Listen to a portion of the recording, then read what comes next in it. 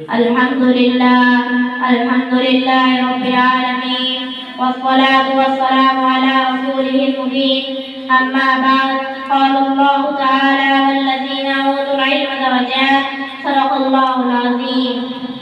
سرور علم ہے کیسے شراب سے بہتر سرور علم ہے کیسے شراب سے بہتر کوئی رفیق نہیں ہے کتاب سے بہتر محترم حضرات علماء کرام اور معزز حاضرین علم دین کا سیکھنا ہر مسلمان پر فرض ہے ہر مسلمان کو اتنا علم حاصل کرنا ضروری ہے کہ جس سے حلال و حرام کی پہچان کر سکے اپنی نماز اپنا روزہ اپنی زکات اور حج کی ادائیگی کر سکے مگر وہ مسلمان جس کا پہلا سبق پڑھو یعنی علم سے دیا گیا ہے جس کے نبی نے فرمایا میں معلم یعنی علم سکھانے والا بنا کر بھیجا گیا ہوں جس مذہب میں علم کی اہمیت کو اجاگر ہو افسوس وہی قوم آج علم سے کوسوں دور ہے کیا بچہ کیا جوان سب کو علم سے گویا نفرتی ہے نسلیں کی نسلیں جہالت میں سفر کر رہی ہے مگر علم دین کا ذرہ بھی شوق نہیں ہے جبکہ علم دین وہ علم ہے جس سے دنیا میں بھی عزت و رحمت ملتی ہے اور آخرت میں بھی سرفراز نصیب ہوتی ہے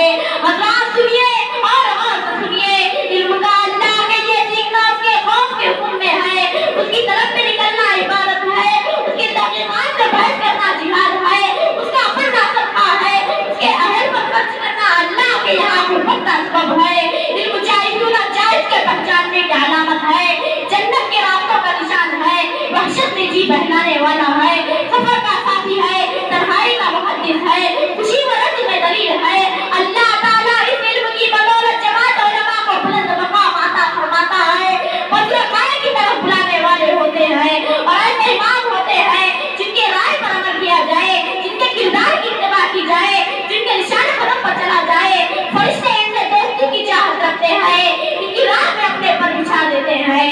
بزرگوں علم دین سیکھنے والوں کے لیے دنیا کی ہر طرح کچھ چیز دعائیں مغفرت کرتی ہے حتیٰ کہ سمندروں کی مچھلیاں جنگل کے درندے چرنے والے جانور بلوں پر رہنے والے زہریلے سانپ اور دوسرے جانوروں کے لیے دعائیں مغفرت کرتے ہیں کیوں نہ ہو کہ علم دین دلوں کی روشنی ہے آنکھوں کا نور ہے اللہ تعالیٰ اس علم کی بدولت جماعت علماء کو بلند مقام عطا فرماتا ہے اسی کا مطالعہ عمر کے برابر ہے اس کا یاد کرنا تہجد کے برابر ہے اسی سے اس سے جوڑے جاتے ہیں اسی سے حلال و حرام کی پہچان ہوتی ہے یہ عمل کا امام ہے اور عمل اس کے تابع ہے نیک وقت لوگوں کو اس کی توفیق دی جاتی ہے اور بدبخت اس سے محروم رہتے ہیں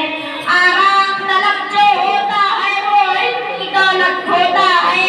آرام طلب جو ہوتا ہے وہ علم کی دولت ہوتا ہے جو علم کا طالب ہوتا ہے وہ رات کو دن کر دیتا ہے حضرات جو قوم جاری رہتی ہے علم سے دوری اختیار کرتی ہے اس کی حیثیت زمین پر مردے جیسی ہے وہ قوم کبھی ترقی نہیں کر سکتی اس لیے ہمیں ضروری ہے ہم علم دین سیکھے یہی ہماری نجات کا سامان ہے آخر میں ایک شعر کہہ کر اپنی تقریر کو ختم کرنا چاہتا ہوں